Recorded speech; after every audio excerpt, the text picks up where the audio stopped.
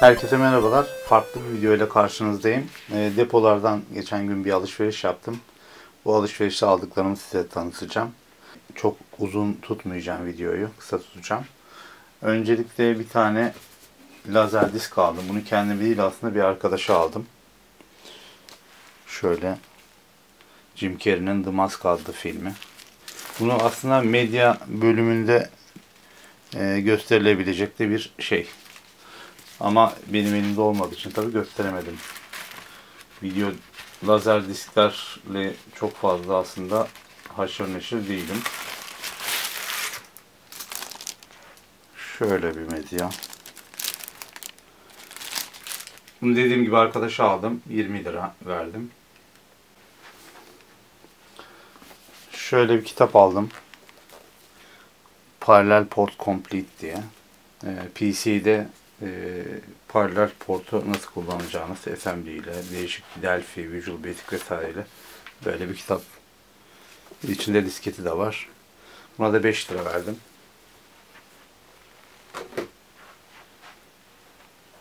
Şöyle bir Darth Vader da denen, bu arada çok pis şu anda. Bunlar sağlam banyo istiyorlar.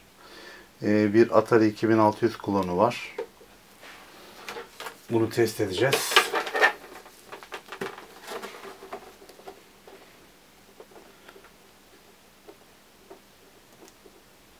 Görünüyor mu bilmiyorum. Neyse.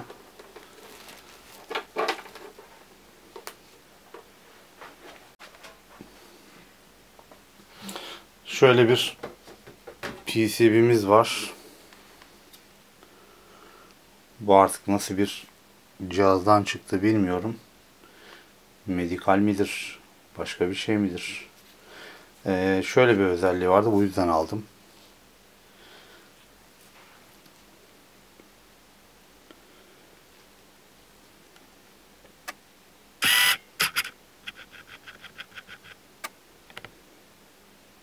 Gördüğünüz gibi üzerinde bir Z80 işlemci var.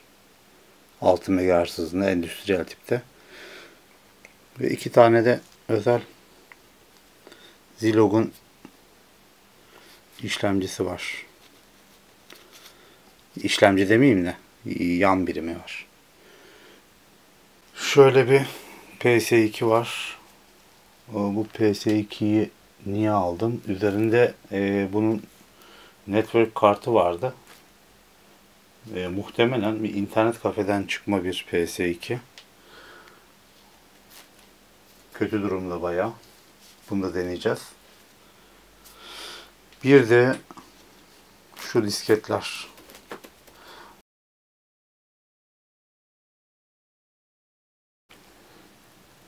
Öncelikle şu PS2'ye bir bakalım. Dediğim gibi muhtemelen bu internet kafeden çıkma. Şurada gördüğünüz gibi epey harcanmış. Üzerine sigara söndürülmüş. Çatlamış. İnternet kafe gençliğinin bütün günahlarını burada görmek mümkün. Açalım bakalım.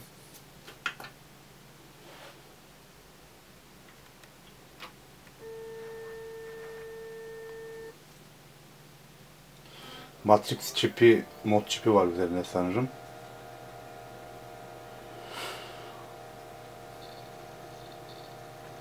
Evet, çalışıyor galiba. Hard diskten okuyor. Hard diskin sesi geliyor. Bayağı da bir oyun yüklüyor üzerinde. PES 2012 yeni, God of War, Savaşçı Spartalı, GTA, San Andreas Türkçe, Kayak Kar, Kurt Adam vesaire vesaire. Şöyle göstereyim.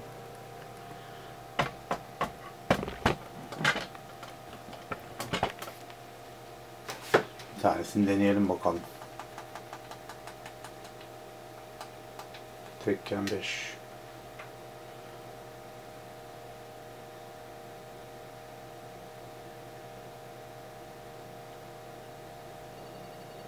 Evet, bunun çalışmasında bir sıkıntı yok. İşimize yarayacak.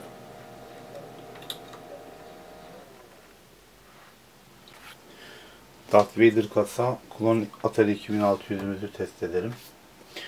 Şimdi burada bu tarz cihazlarda size verebileceğim bir tavsiye var. Polariteyi bazen yanlış ayarlayabiliyoruz. İşte voltajını biliyoruz ama bu cihazlar sanıyorum 9 voltta çalışıyordu ama çok da emin değilim. Hani internetten şuradan buradan polaritesini tespit etmek yerine şöyle bir şey yapabilirsiniz. Ben orijinal adaptörü yoktu. Şöyle bir kablo kullanacağım şimdi. Şimdi bunu buraya taktıktan sonra şöyle bir şey yapabilirsiniz. Bu cihazlarda şaseyi bulduğunuz yer mesela anten kablosunun dışı olabilir. Başka bir lokasyon olabilir. Power konnektörünün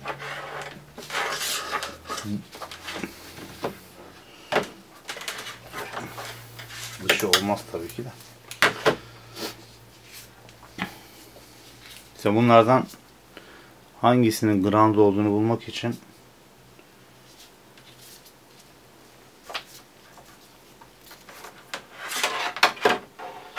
anten kablosunun dışıyla temas var mı diye multimetremizin continuity modunda bir deneme yapıyoruz. Bu değil galiba. Ötüyor. Demek ki bu groundmuş. Çünkü burasının ground olduğundan eminiz. Yani eksi.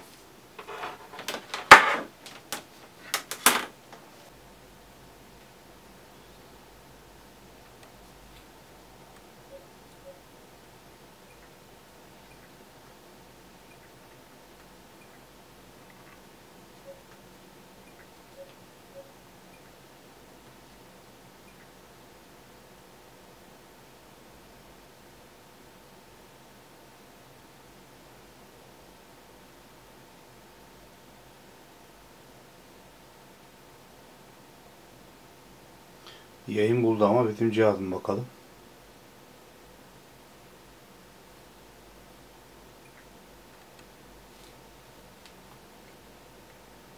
Evet, çalışıyormuş. Joystick takıp deneyelim bakalım.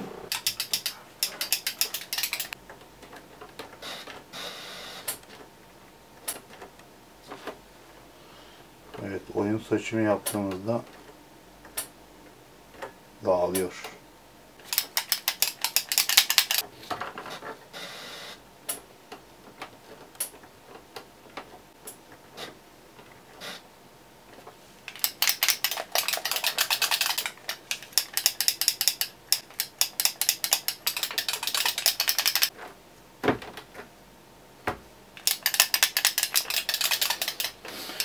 Sıkıntılı.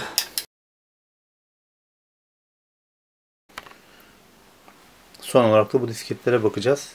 Benim disketlerle olan duygusal bağım aslına bakarsanız ortalama bir retrocu kadar. Bu kadar çok disket almamın sebebi aslında daha çok bu disketlerin biraz tarihi olmasıydı. Başta dediğim gibi 80'ler 90'lar arası disketler ve çoğunluğu da Apple II GS'ye ait yazılımlar olması. Ben bunları bir açıp derleyeyim. Bir tane de şurada sürpriz bir disketim var. Ona da bakacağız. Disketler bunlar. Apple II GS öncesi ve sonrası var sanıyorum. Çok aslında Apple cihazlar hakkında bilgi sahibi değilim.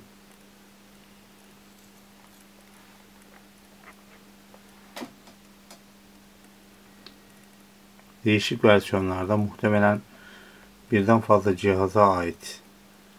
Yani tek bir bilgisayara sahip değil de birden fazla bilgisayara sahip bir yerin attığı disketler.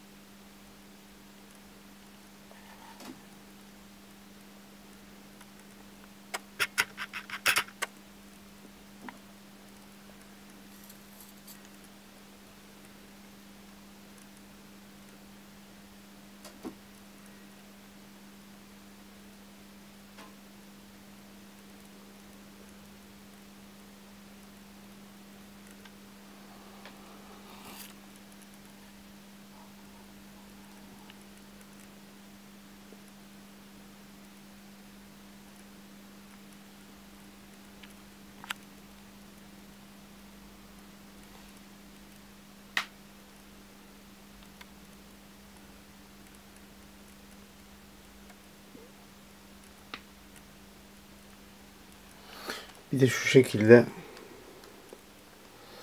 orijinal yazılımlar var. Yani dilerseniz, isterseniz daha sonra bunları da gösterebilirim size.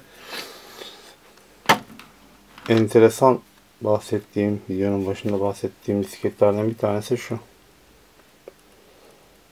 Bu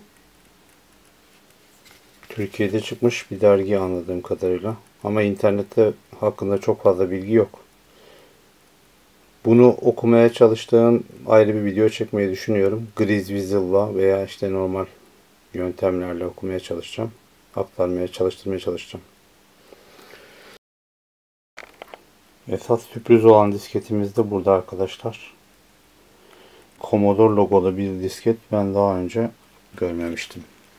Görmüş olanlar yorumlarda yazabilirlerse sevinirim. Orijinal Amiga yazılımları mesela Commodore logolu muydu? Bu muhtemelen boş medya olarak kullanılmış ama emin değilim. Bu tarz videoların gelmesini istiyorsanız abone olabilir. Videolardan haberdar olabilmek için de çana tıklayabilirsiniz. Bir sonraki videoda görüşmek üzere. Hoşça kalın.